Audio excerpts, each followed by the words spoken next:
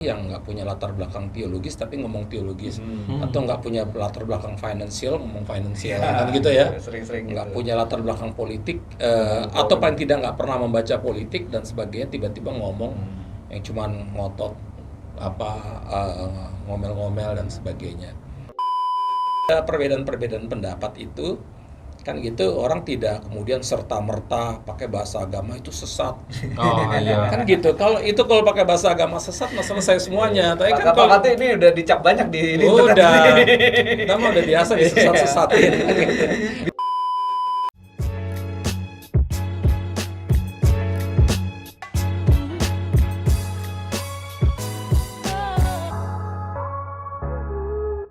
Oke, kembali lagi di Opini Berti. Kali ini bareng Pak Pendeta Albertus Pati dan juga ini teman kita Bistok ya, seorang pakar ya, apa-apa dibuat sukar maksudnya gitu. Bistok ini dari mewakili generasi milenial paling awal lah Pak ya, masih awal-awal gitu. Jadi yang pertama-tama kali bercengkrama di dunia digital dia lah ini ya. Jadi ahlinya ya. Ahlinya lah sebenarnya. ahli sih. Karena kerjanya di bidang IT juga ya gitu. Tapi memang jarang di konten. Tapi ini saya mulai ke Bistok dulu nih.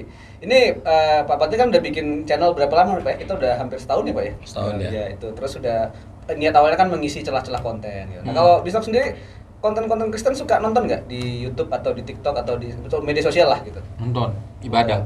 Oh iya, itu wajib ya kalau itu ibadah online wajib ya, gitu.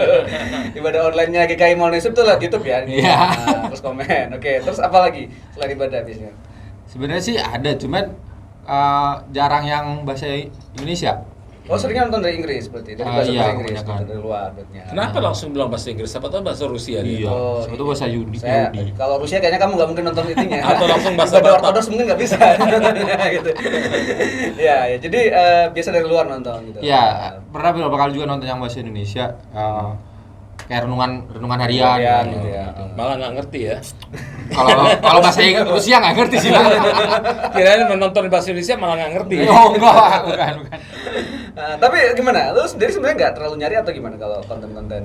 Sebenarnya lebih ke arah bukan nggak nyari ya, cuman ketika nggak tahu gimana memvalidasi apa isinya, jadi bingung. Gitu. Jadi kadang-kadang ada konten pengajaran misalnya gitu. Terus validasi ini yang diomongin bener atau enggak gitu. Oke. Sesuai atau enggak dengan Alkitabiah atau enggak kan. Jadi lebih banyak tidak menonton jadinya. Tapi punya harapan nggak? Misalnya kayaknya aku butuh konten yang kayak gini tapi nggak pernah ada tuh nyari-nyari di bahasa Indonesia misalnya gitu atau gimana? Sebenarnya gue mungkin karena gue orangnya lebih sering membaca, jadi gue kebanyakan lebih membaca. Ya generasi masih awal ya. Iya, terus kan kalau membaca kan biasanya kan kita bisa mencari tahu referensi berikutnya kemana gitu kan.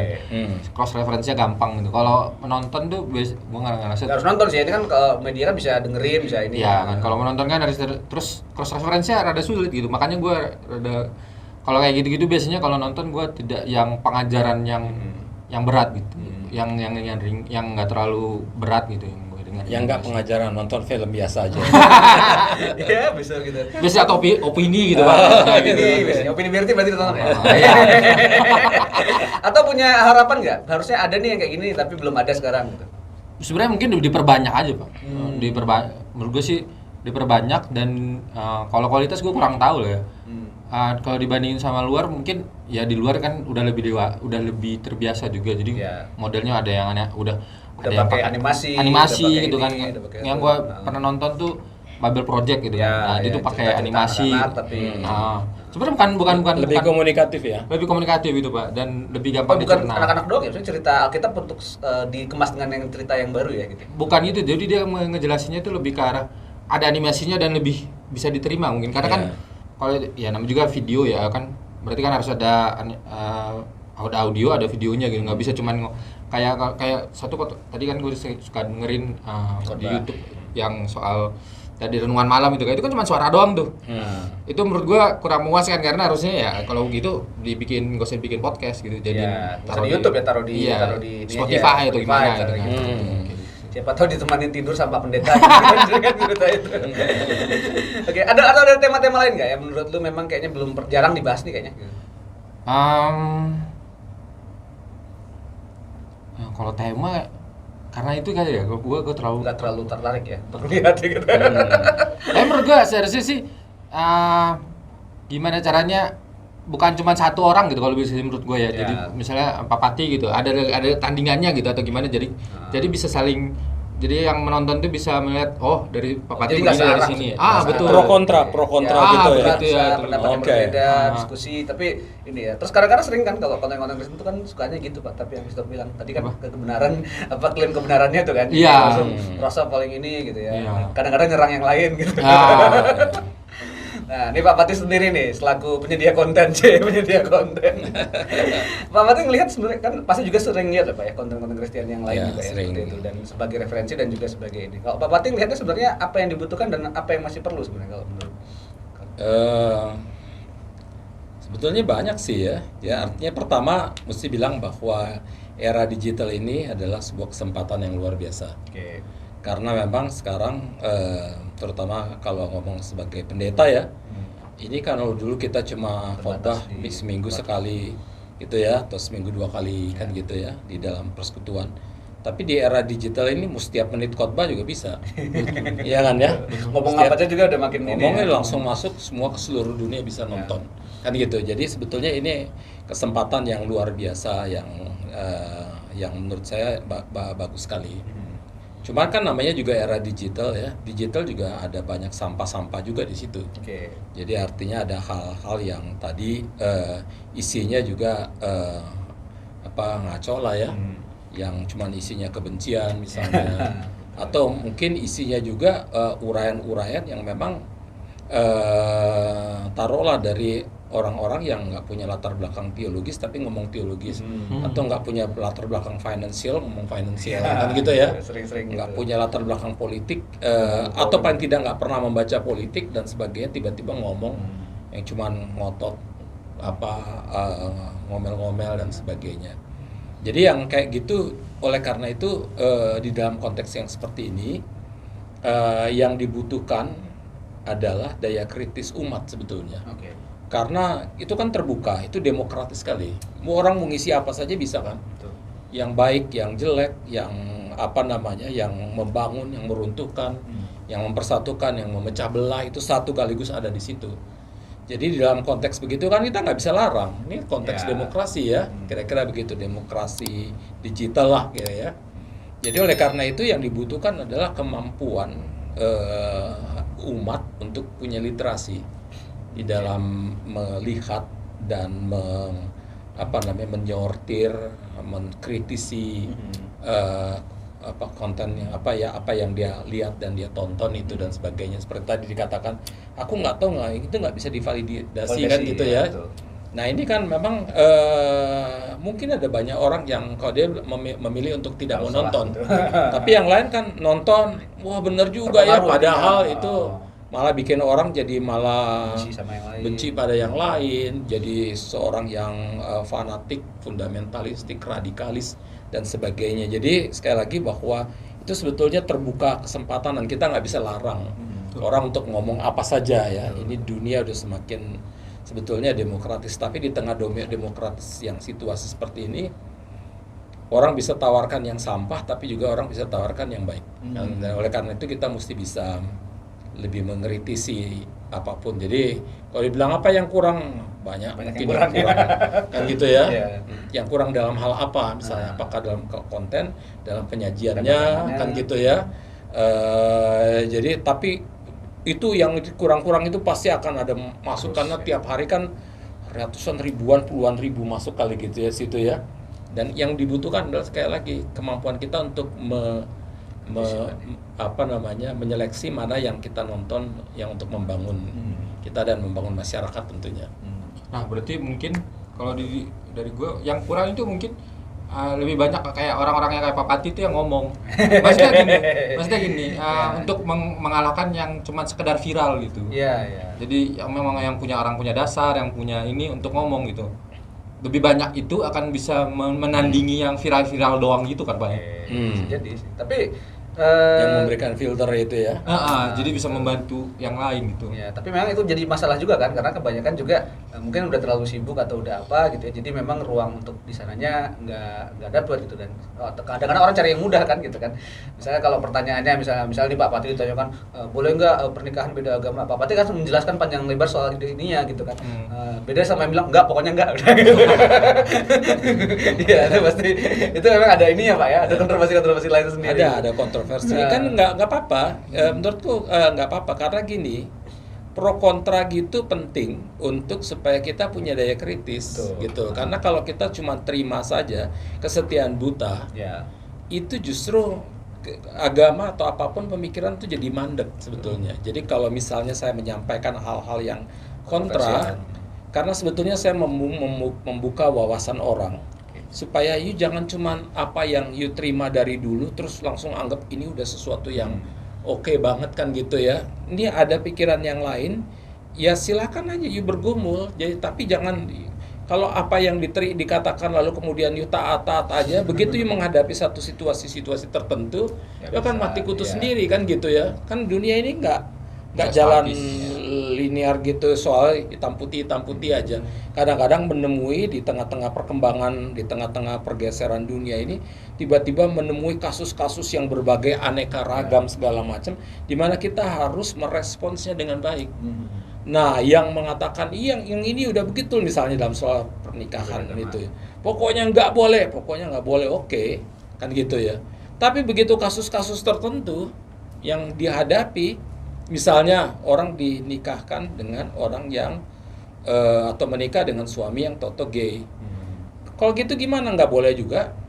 Ada kasus yang lain loh ya, kan gitu kan. Jadi kan itu kan kita mesti digumuli dengan ini. Kalau bilang cuman nggak boleh pokoknya, gampang aja. Kalau gitu kekristenan jadi gampang sekali kan.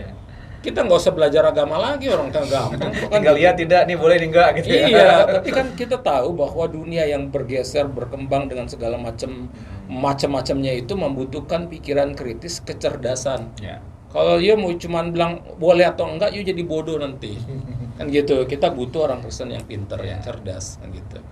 Oke, itu menarik ya. Jadi konten-kontennya harusnya diperbanyak ya. Jadi banyak diskusi dan banyak wacana sehingga orang bisa melihat beberapa dan pelan-pelan menumbuhkan kritisme tadi ya kalau iya. Gitu. Dan yang penting kalau ada perbedaan-perbedaan pendapat itu kan gitu, orang tidak kemudian serta-merta pakai bahasa agama itu sesat. Kan gitu. Kalau pakai bahasa agama sesat, selesai semuanya. Tapi kan kalau kata ini udah dicap banyak di kita mah udah biasa disesat-sesatin. Bisa dibilang liberal sekaligus komunis Pak. Jadi nggak apa-apa lah. Jadi artinya karena apa yang saya sampaikan ini sebetulnya membuat orang Kristen harus berpikir keras untuk bukan saja kritis terhadap umat lain, tapi bahkan kita yang paling utama kita harus mengkritisi ajaran kita sendiri. Kadang-kadang kita mau gampang sekali ngelihat orang lain kekurangan, kita sendiri nggak berani untuk mengkritisi yang kita miliki. Itu bahaya sekali sebetulnya. Kita mengalami stagnan. Betul. Gitu. Kalau dia setuju udah beres. Setuju ya, kebanyakan kayak gitu.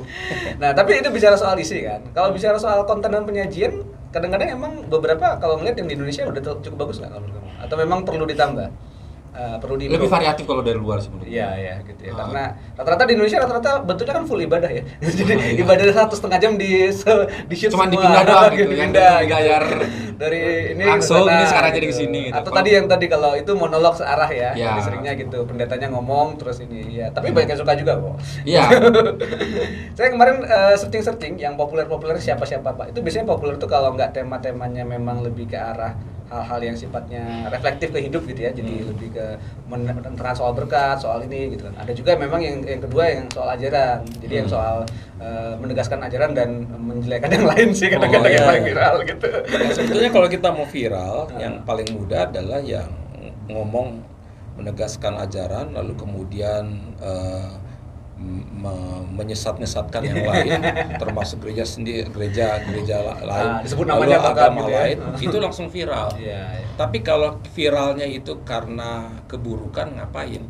Kan gitu, kita juga kan nggak mau mencari viral hanya ke popularitas dengan mengorbankan situasi di mana kita memecah belah umat kan Ya. gitu, atau memecah belah gereja. Tapi sisi lain bukan berarti bahwa kita juga nggak mau, sisi lain ya, nggak mau juga tidak menjelekkan yang lain, bukan berarti tidak mengkritisi apa yang Ya, kita miliki. betul. Itu juga sama jeleknya. Tidak mengkritisi apa yang kita miliki lalu kemudian menganggap ya sudah itu biarin aja lah kan gitu ya. Itu sama jeleknya dengan kemudian bahkan mengatakan itu jelek sana yang bikin ribut kan gitu. Kita mau tetap dengan santun, tetapi daya kritis harus tetap Ya. disampaikan kan gitu ya. Ya, ya. Biar aja orang lain yang nggak santun yang bilang kita bodoh atau apa namanya sesat lah, komunis lah, nggak apa-apa lah. Tapi dia lebih viral sekarang, Pak. Nggak apa-apa. Nggak soal. Karena orang pada satu saat kita percaya bahwa satu saat orang akan mengalami kejenuhan dengan itu semuanya. Oke. Jadi bahwa orang akan lihat, oh ini capek juga nih, kayak cuman ngomongnya gitu-gitu, jelekin lagi, dia akan mencari sesuatu yang akan lebih Berbeda ini. dari yang Jadi ini kita ya. harus tetap stay dengan prinsip Yang kita- itu kan gitu ya. Betul. Percaya deh kalau satu saat juga orang akan ngerti gitu. Oke. Terus ada nggak usulan nih buat channelnya Pak Pati? Atau apa? Maksudnya buat secara umum lah, konten-konten Kristiani baiknya seperti apa sih? Ya kayak tadi sih, menurut gue selain opini juga oke gitu kan. Interaktif tadi ya, Interaktif interaktif. gitu. Terus ya dialog gitu menurut gue sih. Jadinya memperkaya kita juga, dan memang kayak kata Pak Pati mungkin lebih gampang, mungkin gue rasa ya orang Indonesia lebih gampang untuk mendengarkan saja gitu. Iya. Tidak untuk diajak berpikir gitu. Tapi kita memang harus ya Mencoba gue lebih begitu suka ya. untuk mendorong supaya orang berpikir gitu. Betul. Dan kalau semakin banyak itu mungkin Jadi kedepannya- pendengar yang cerdas ya. Ya. betul, mendidik orang juga kan, bukan cuma buat ngedengerin terima mentah-mentah. Dan setelah gitu. itu nanti pembuat konten juga akan semakin terasa ya, supaya makin bagus bikin ininya ya, Iya. interaktif, bikin berpikir gitu. Betul. Nah, Harapan gue sih ke situ jadinya. ya. Nah, kalau udah kayak gitu pasti bakal ditonton ya. Iya. Gitu. Nah, kalau dari Pak Pat ini apa Pak kira-kira hal-hal yang mungkin nanti masih perlu diisi? Karena kalau kayaknya yang bahas tema kebangsaan, tema-tema yang kontroversi kayak tadi itu masih dikit sih Pak di Indonesia. Iya, Dan nggak apa-apa kan semuanya kita juga. mungkin kita sendiri kan gitu. Nggak soal kan. Jadi suatu pelopor saat- ya, Pak? Jadi pelopor. Nah. Dan pada saat pertama kali jadi pelopor, jalan tuh sepi. Ya, Saya selalu rasain dari dulu kan, ketika saya misalnya bukan di dalam konteks ini ya, dulu Nah, ketika dulu saya tema-tema. mengusulkan untuk kita bikin relasi antar agama, semua orang maki-maki, semua orang ngomel-ngomel dan sebagainya, nggak diterima khotbah di mana-mana, tuh jalan tuh serasa sepi sekali. Jalan sepi, lalu kemudian orang cuman marah-marah, maki-maki, liberal lah, sesat lah, kompromistik lah, postmodernisme lah, udahlah banyak-banyak lah kan. Intinya sesat sebetulnya. Tapi istilahnya macam-macam ya. Nah, tetapi kemudian setelah itu kan semuanya ngikut. Kan gitu ya. Jadi Ya. memang apa yang tadinya kita jalan sepi juga akhirnya tuh semuanya ramai kan. Ketika orang udah oke, saya masuk bicara tentang misalnya soal politik misalnya. Politik orang ini lagi ini apa politik nggak boleh masuk gereja dan sebagainya. Lalu kemudian serasa sendirian lagi kan gitu. Tapi lama-lama Ada oke, banyak, orang mulai ya. ngomong politik, nggak ada masalah ternyata. Pendeta khotbah lintas agama di gereja juga udah biasa. Ya. Kan gitu, dulu kan dimaki-maki soal kayak gituan. Kan gitu ya. Jadi nggak soal menurut saya untuk ini, kita harus berani menjadi orang yang lakukan pelopor bahkan untuk ini, untuk satu pembaruan kan gitu, nggak apa-apa. Oke. Wah, ini jadi berarti tetap ini ya, tetap kalau teman-teman muslim itu bilang istiqomah di jalur dakwah yang ini. Istiqomah Iya, betul, gitu Pak, ya. Oke. Tuh. Thank you Artinya nih. apa tuh? tetap Timbul, apa? Tetap jalan dengan yakin di situ. Oke. Ya, gitu Pak ya. Gitu. Ya. Dari Bisto ada masukan lagi atau ini? Ya saya harap tetap jadi pisau sih. Nah, ke depan gitu ya. Iya, itu nanti kita ke Filipina dong. Soalnya dibayarnya pakai peso. Oh, itu peso ya. Ya, thank you ya Bisto udah berbagi pandangannya ya selaku orang yang tidak terlalu tertarik dengan konten Kristiani belakangan Tapi ini gitu. kalau ini sedikit ya tentang gereja ya, Iya, Pak. boleh nggak kan gitu ya. Jadi artinya bahwa gereja kan harus melihat bahwa dunia sekarang kan dunia digital ya. Betul. Jadi kayaknya memang gereja-gereja memang udah harus lebih serius tentang itu. Jadi nggak bikin tim kayak digital ministry cuman Tempelan. anggap sos sementara. Ya. Itu mulai sekarang menurut saya udah harus bikin komisi digital Ya. mungkin. kan gitu. Spesifik ada yang mengerjakan. Iya, ya. jadi udah ada tiap ini diangkat lalu kemudian akan bikin anggaran dan Iya, sebagainya, pengurusnya kalau begitu udah mulai akan disusun misalnya tim teknisnya, tim kontennya Ya, survei misalnya, konten. kemudian udah mulai lakukan investasi peralatan Peralatan, toolsnya kan gitu ya, investasi juga di dalam konteks orang-orangnya, SDM-nya. You mesti training segala macam kan dia bisa diminta untuk Ya. train kan gitu ya. Jadi kalau 4 itu udah ada misalnya baik tim apa namanya untuk konten yang nanti akan ngecek kontennya apa saja yang kurang, dia akan analisa dulu di sini apa. Oke, yang kurang konten ini, pendekatan ini apa. Ya. Oke, kita kasih pendekatan yang lain kan misalnya ya sehingga lebih kreatif. Kemudian bahkan ada yang ngecek nih kalau kita penontonnya itu kebanyakan usia berapa dan Ya. kota mana saja Ya, kan gitu ya. demografinya Itu kita bisa bidik kan gitu kan bisa dicek tuh semuanya. betul. Lalu kemudian ada investasi untuk tools kan gitu ya. Lalu SDM. kemudian di training SDM segala macam. Itu kalau betul-betul lakukan secara profesional, gereja akan jauh lebih cepat berkembang Iya, juga betul. karena ini adalah kesempatan yang baik sebetulnya. Memang harus Penyebaran iman ya. pun akan lebih cepat. Nah, ya. itu dia. Jadi emang itu apa ya? dia. Maksudnya sudah memang bukan pilihan lagi ya, memang sudah keharusan untuk masuk ke dalam Penyebaran kita. iman dan juga penyebaran nilai-nilai keadilan dan kemanusiaan. Gitu. Gitu. Betul nggak? Ini kan Siap, kita Pak. mesti Iya, betul, ini. Pak. Dan itu Karena memang- iman tanpa keadilan kemanusiaan dan cinta kasih nggak ada gunanya. Iya Pak, nanti jadi iman gitu. Oke, thank you ya Bistok sama Pak Fatih Oke. sudah berbagi. Ini jadi sesuatu renungan yang baik juga ya, bagaimana kita bisa mengelola konten Kristiani dan juga apa yang menjadi kita konsumsi teman-teman Kristiani di digital sekarang. Satu tuntutannya tadi bukan lagi sekedar pilihan ya, Iya, harusnya sudah jadi keharusan yang kita kerjakan bersama-sama. Oke, makasih Bistok, makasih Pak Makasih. Fatih sudah berbagi. Terima kasih juga teman-teman yang telah menyaksikan. Sampai jumpa di bahasan opini BRT berikutnya.